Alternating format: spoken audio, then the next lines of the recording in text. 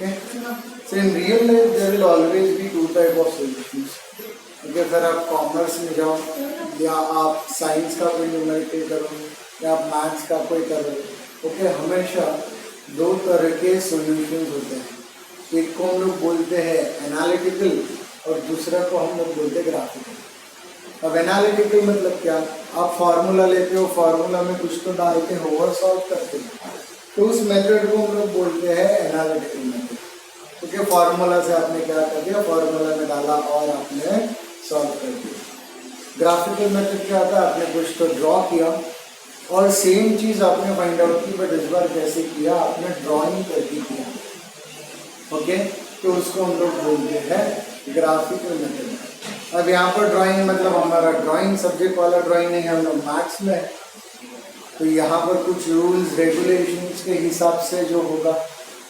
Okay, तो सबसे पहले हम लोग स्टार्ट करेंगे इससे एक्सिस सिस्टम से। अब now why do you want axis? Okay, ये किसकी तरह काम करता है, एक रेफरेंस लाइन की तरह काम करता है। Now why do you want it in the first place? Okay, अभी अगर आपको डिस्टेंस मेजर करना है, मान लो आप अपने घर की बात पकड़ लो। ओके, अब दरवाजे से, ओके, आपके हॉल में, आपका जो हॉल का दरवाज़ा है, ओके, आप जब घर में एंटर होते हैं तो वहाँ से लेके एक दीवार तक डिस्टेंस मेजर किया तो डिस्टेंस अलग आएगा। वहाँ से आप किसी और दीवार पे गए तो डिस्टेंस अलग आएगा। आपने दरवाजे के बाहर पे कोई दीवार होगा, आपने वहाँ से मेजर किया तो आंसर अलग आएगा। तो राइट कौन सा है? अब अलग अलग डिस्टेंस क्यों आया? बिकॉज हर बार हम लोग ने जहाँ से मेजर करना स्टार्ट किया वो अलग अलग जगह थी, तो हर बार अगर मैं अलग अलग जगह मिलूंगा तो सबको अलग अलग डिस्टेंस मिलेगा। फिर तीन लोगों ने मेजर किया, बट एक ने दरवाजे के बाहर से मेजर किया, एक ने दरवाजे के स्टार्टिंग से मेजर किया, ओके, और एक ने दरवाज़ा खत्म हुआ वहाँ से मेजर किया, तो सबको डिस्टेंस अलग अलग मिलेगा। अब ये प्रॉब्लमेटिक है, फिर तीनों लड़ाई करेंगे, नहीं मेरा राइट है, मेरा राइट है, मेरा राइट है। अब गलत तो कोई भी नहीं है, तो फिर मिस्टेक क्या हो, तो सबको अलग अलग वैल्यू क्यों है? क्यों? क्योंकि उन्होंने एक कॉमन रेफरेंस लाइन में पकड़ा था, एक कॉमन पॉइंट जहाँ से हर चीज़ को मेजर करो, ताकि सबको आंसर सेम ही मिले, तो तीनों को आंसर सेम ही आएगा। अगर एक रेफरेंस मान लिया कि मान लो कि जहाँ से दरवाज़ा आपका स्टार्ट होता है और वहाँ से लेके दीवार का डिस्टेंस, तो अब तीनों अगर वहीं से मेजर करेंगे तो इस बार तीनों को सेम डिस्टेंस मिलेगा, किसी को कम किसी को ज़्यादा ऐसा नहीं मिलेगा। Okay, wanted, and that is why what you require is always a reference line. You cannot measure a distance without any reference line, because distance without reference line will always give different values of distances. कोई भी दुनिया का आचार वो वहाँ से major करे तो उसको सेम ही डिस्टेंस आना चाहिए, अलग अलग आ रहा है तो आपका रेफरेंस अलग है, तो वो स्टैंडर्डाइजेशन होना चाहिए, सबको सेम आना चाहिए करके हम लोग रेफरेंस लाइन यूज करते हैं, और उस रेफरेंस लाइन को हम लोग मैथ्स में बोलते हैं axis. Okay, that reference line is called as axis. तो अब अगर मैं इस बोर्ड की बात करूं तो यहाँ पर एक ऐसा हॉरिजॉन्टल डिस्टेंस है और ये मेरा वर्टिकल डिस्टेंस है। मैं यहाँ पर एक पॉइंट ड्रॉ कर लेता हूँ, तब इस पॉइंट तक मुझे पहुँचना है। मान लो कि यहाँ से आता हूँ, मुझे पॉइंट तक पहुँचना है, मुझे क्या करना पड़ेगा? मुझे हॉरिजॉन्टल डिस्टेंस में इतना जाना पड़ेगा, मैं यहाँ पर हूँ, ओके, और मुझे वर्टिकल डिस्टेंस में भी इतना जाना पड़ेगा। या तो मैं ऐसा कर सकता हूँ, मैं यहाँ से चले जाऊँ और बाद में ऊपर चले जाऊँ, तो मुझे क्या करना पड़ेगा? हॉरिजॉन्टली भी चलना पड़ेगा और मुझे वर्टिकली भी चलना पड़ेगा, तब जाकर मैं यहाँ तक पहुँच सकता हूँ। इसलिए हमारे जो एक्सिस है ये ऐसे दो होते हैं, एक वर्टिकल होता है और एक हमारा हॉरिजॉन्टल। तो इस वर्टिकल वाले लाइन को हम लोग बोलते हैं एक्स एक्सिस, और इस हॉरिजॉन्टल लाइन को बोलते हैं एक्स एक्सिस, और वर्टिकल लाइन को हम लोग बोलते हैं Y axis. Hope that is clear now what is X axis and Y axis. अब इनका भी एक स्पेशल नाम है, okay, X axis is technically also called as abscissum, and y-axis is also called as ordinate. ओके, इनका फिर से क्या है, स्पेशल नाम है. ये हॉरिजॉन्टल लाइन को हम लोग एक्स एक्सिस बोलते हैं, उसको स्पेशल नेम क्या है, it is called as abscissa. And this vertical line also has a special name and it is called as ordinate. Okay, तो पहले तो आपको ये समझ में आ गया कि एक हॉरिजॉन्टल लाइन की और एक वर्टिकल लाइन की क्या जरूरत है. ओके, अब आपने देखा एक पॉइंट के लिए मुझे दो एक्स पे भी चलना पड़ा था और वाई पे भी चलना पड़ा. अब ये दोनों जहाँ पर इंटरसेक्ट होते हैं उसको हम लोग ओ से डिनोट करते हैं. O means origin.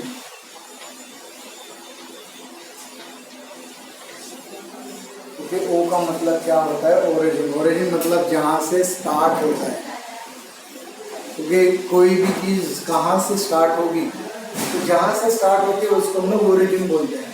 मान लो कि आप ट्रेन में बैठे, बट ट्रेन चालू हुई थी मुंबई से और ट्रेन जा रही है गोवा में, और आप चढ़े हो कुडल पे और आप पहुंच गए गोवा, बट ट्रेन स्टार्ट कहाँ से हुई थी, मुंबई से.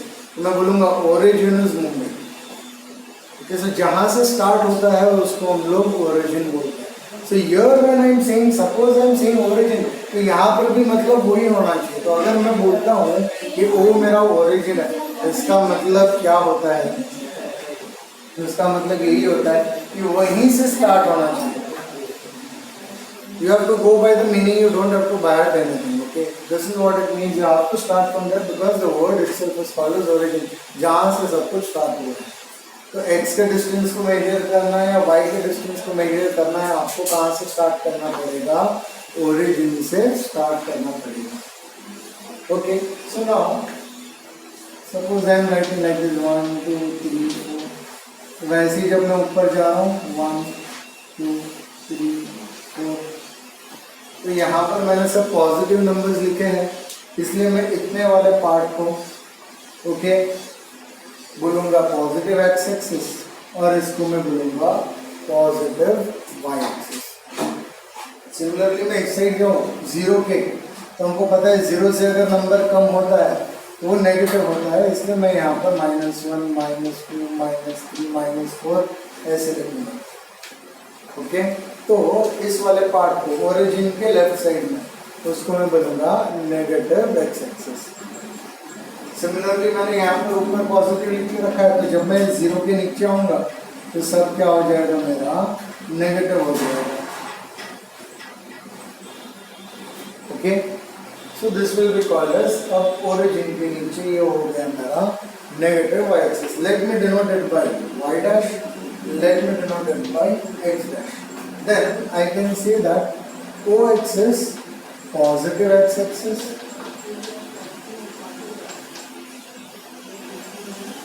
whereas OX dash is negative x axis. Okay, you can see यहाँ से यहाँ पर O से x की तरफ जा रहा हूँ तो पॉजिटिव नंबर आ रहा है, O से x डैश की तरफ जा रहा हूँ तो नेगेटिव नंबर आता है, इसलिए ओ एक्स डैश हो जाएगा मेरा negative axis. Similarly O Y will be my positive Y axis, where is O Y dash will be called as negative Y axis.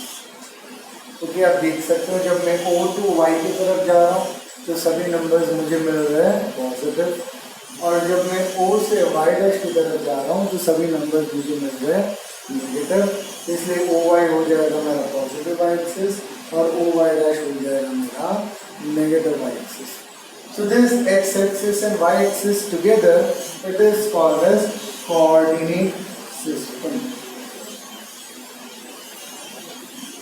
देखो नाम कहाँ से, यहीं से आया. वाई एक्सिस को हम लोग ने ऑर्डिनेट बोला था, तो एक्स उसका को हो गया, इसलिए उसको बोला कोऑर्डिनेट. को मतलब क्या, उसका साथी. Okay, when we go and when we are together in a school और अ कॉलेज और a work place, we call it as colleagues. Okay, अगर दो बंदों ने बुक लिखा है तो हम लोग बोलते हैं कि ये दोनों को ऑथर्स हैं बुक के. So when anything is accomplished together, okay, it will always be written co. So this system of numbers is accomplished by x and y axis together. Therefore, they are co of each other. इसलिए लिखा है यहाँ पर coordinate. Okay, therefore we are calling it as coordinate. Okay. Now this is also called as Cartesian coordinate system.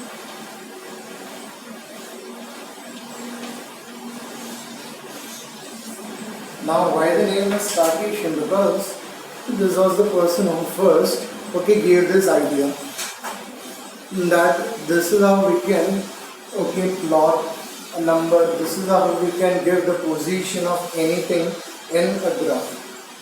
Hence it is also called as Cartesian coordinate system. इसके अलावा भी systems होती है, जैसे जैसे आप आगे जाओगे वैसे आप और सिस्टम्स पढ़ोगे. ओके, इसके अलावा एक पोलर कोऑर्डिनेट सिस्टम भी आती है. Okay, as of now,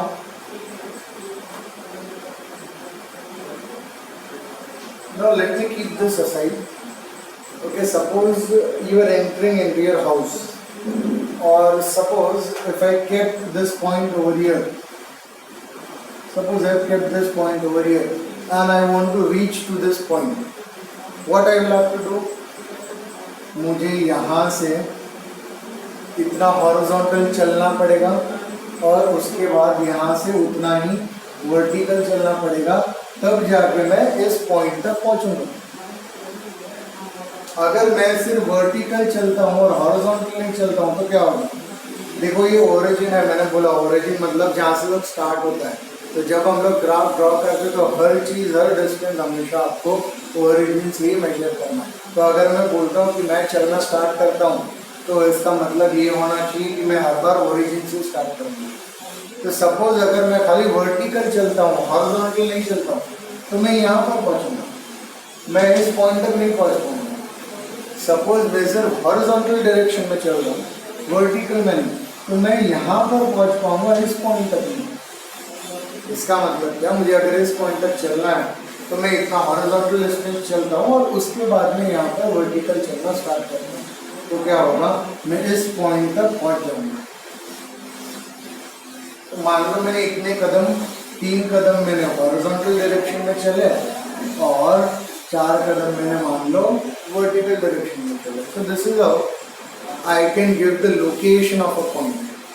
मतलब मान लो आपको किसी पॉइंट का लोकेशन पता चल गया, आपको कुछ नहीं भी दिख रहा है तो भी आप पहुंच सकते हो उस पॉइंट तक. आपको खाली कदम गिनने हैं, 3 कदम यहाँ पर चल और फिर 90 डिग्री अबाउट टर्न मारो और 4 कदम करते चलो. Okay, so this are coordinates. तो पहले हम लोगों ने क्या लिखा, पहले x का लिखा, बाद में y का लिखा. इसलिए हर बार इन जनरल कोई भी पॉइंट होगा तो सबसे पहले हम लोग x लिखते हैं, उसके बाद y लिखते हैं. तो इन दोनों को हम लोग कोऑर्डिनेट्स बोलते हैं. So one will be called as x coordinate, whereas this second one will be called as y coordinate. So in this particular example which I gave you, मैंने लिखा है 3,4. मैंने लिखा है पॉइंट है P, तो 3,4. इसका मतलब क्या हो गया, इसका x कोऑर्डिनेट हो गया 3,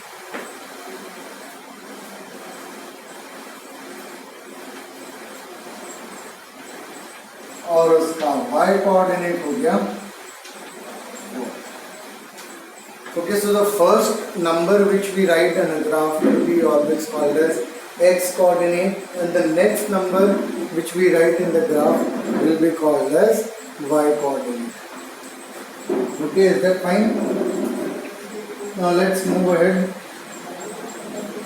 और इसमें थोड़ा सा आगे बढ़ते हैं. I hope it's clear. X coordinate क्या होता है, वाई कोऑर्डिनेट क्या होता है.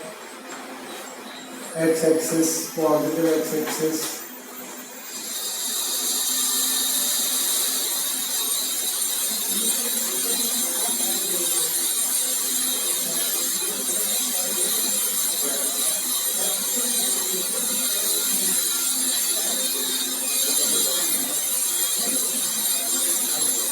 So I hope now you will be able to locate any point on the graph. Okay, अगर मैंने कोई भी पॉइंट बोला तो आप उसको लोकेट कर सकते हो पॉइंट। नेक्स्ट हम लोग जाते हैं, ये जो एक है इसको हम लोग अलग मानते हैं, इसको हम लोग अलग से कंसिडर करते हैं और इसको हम लोग अलग से कंसिडर करते हैं। तो this is called as first quadrant,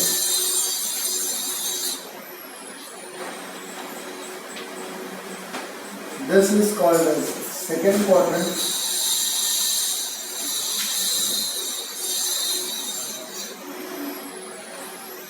this is called as third quadrant, whereas this is called as fourth quadrant.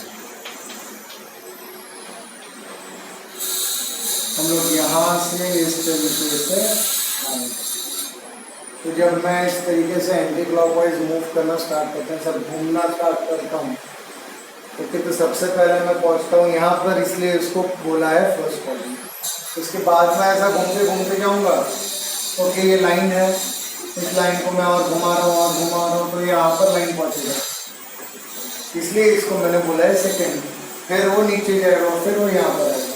तो इस तरीके से उसको ऑर्डर देके रहता है कि पहले ये आएगा इसलिए फर्स्ट, उसके बाद ये आएगा, उसके बाद ये आएगा, उसके बाद ये आएगा, it is named as first, second and third quadrant.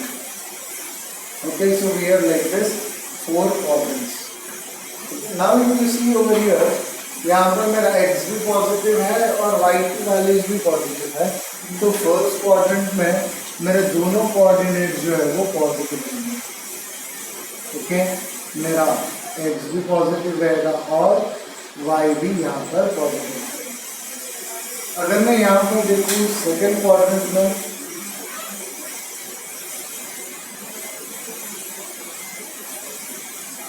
if I see in the second quadrant, you can observe that my x values are negative, whereas y values are positive, इसलिए इसको हम लोग पॉजिटिव, नेगेटिव, पॉजिटिव ऐसे note करते हैं। तो यहाँ पर मेरा x कोऑर्डिनेट नेगेटिव रहेगा और मेरा y कोऑर्डिनेट पॉजिटिव रहेगा। Now similarly, if you observe in your quadrant number 3, okay, so you will observe that this time x values are also negative and y values are also negative. So I will write negative, negative. Why? Because my x is also negative and y is also negative. हम लोग हर बार पहले x coordinate लिखते हैं, बाद में y लिखते हैं। Okay, इसलिए साइन भी पहले x की आएगी और बाद में y की आएगी। Next fourth quadrant, okay, so if you see here, तो यहाँ पर आपकी x की वैल्यू पॉजिटिव दिख रही है और y की वैल्यू नेगेटिव है, इसलिए आप पॉजिटिव कॉमा नेगेटिव लिखेंगे। क्यों? बिकॉज आपकी x की वैल्यू पॉजिटिव है और y की वैल्यू नेगेटिव है। तो अगर आप देखोगे तो इसको हम बोलते हैं sign convention. What do we call it as? Sign convention. So what is the sign convention of first quadrant? Plus plus. Okay, what is of the second quadrant? Okay, minus plus. What is sign convention of third quadrant? Minus minus. And what is sign convention of fourth quadrant? Plus minus. Okay, hope you have understood what is the sign convention also. Okay, आपको sign convention भी समझ में आ गया है। Okay, quadrants कौन कौन से किसको हम लोग क्वाड्रेंट बोलते हैं ये भी आपको समझ में आ गया। अब ये क्वाड ऐसा क्यों वर्ड यूज किया है? क्वाड मतलब होता है फोर। तो हम लोग ने क्या किया, ये जो बोर्ड था तो मैंने इस बोर्ड को एक ऐसा वर्टिकल लाइन ड्रॉ कर दिया और एक हॉरिजॉन्टल लाइन ड्रॉ किया।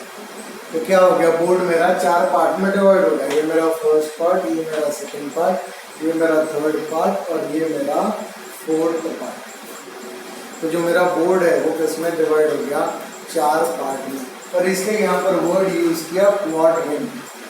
Okay, so quad stands for four over there. Okay, hope it's clear to you why the name quadrant.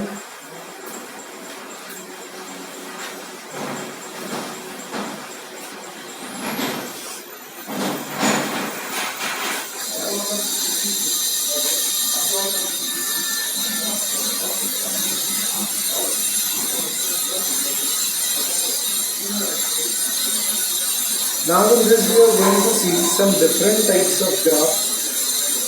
Okay, कौन से टाइप्स के ग्राफ होते हैं वो हम लोग देखने वाले हैं. Okay, we are studying from the statics point of view. So यहाँ पर देखते हैं कौन से टाइप के ग्राफ होते हैं. तो फर्स्ट टाइप का जो ग्राफ होता है उसको हम लोग बोलते हैं बार ग्राफ. जो सेकेंड टाइप है उसको हम लोग बोलते हैं pie diagram. Then the third type is called histogram.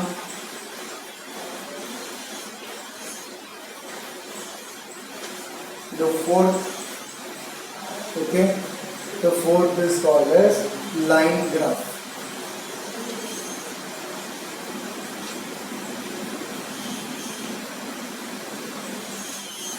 तो हम लोग जो है यहाँ पर ऐसे इससे भी ज़्यादा होते हैं, बट आपके सिलेबस में इतने हैं तो हम लोग इसमें 4 पे कॉन्सेंट्रेट करेंगे. We are going to see this 4 types of graph which is there in the syllabus. A bar graph, a pie diagram, a histogram and line graph. Out of this histogram and bar graph आपको थोड़ा सा similar लगेगा, तो वो भी हम लोग देखेंगे कि दोनों में फ़र्क क्या है और इनको कहाँ पर यूज़ करते हैं. ये जो हम लोग पढ़ रहे हैं यहाँ पर एक्चुअली हम लोग कुछ इक्वेशन में से ग्राफ वगैरह ड्रॉ नहीं कर रहे. एक्चुअली हमारे पास कुछ तो वैल्यूज होगा और उसको हम लोग प्लॉट कर रहे हैं. Why we are trying to do this? Because if you see visualize, you understand the things more better than just by writing the numbers. खाली नंबर्स लिखेंगे तो इतना समझ में नहीं आता है, बट अगर उसको हम लोग पिक्चर के फॉर्म में, डायग्राम के फॉर्म में देखेंगे तो हमको ज़्यादा याद रहता है. और इसलिए हम लोग ये अलग अलग टाइप का ग्राफ देखते हैं. तो हमारे पास जो डेटा रहेगा, जो नंबर्स रहेगा, उसको हम लोग प्लॉट करेंगे तो देखते ही आइडिया आ जाएगा कि क्या है, क्या कम है, क्या ज़्यादा है. Will be able to compare, will be able to analyse, will be able to relate. And that is why we are going to study this type of graph, and all these 4 types of graphs is going to help you in this particular work only. So in our next lecture we are going to see all these 4 types of graphs. Okay, have a nice day.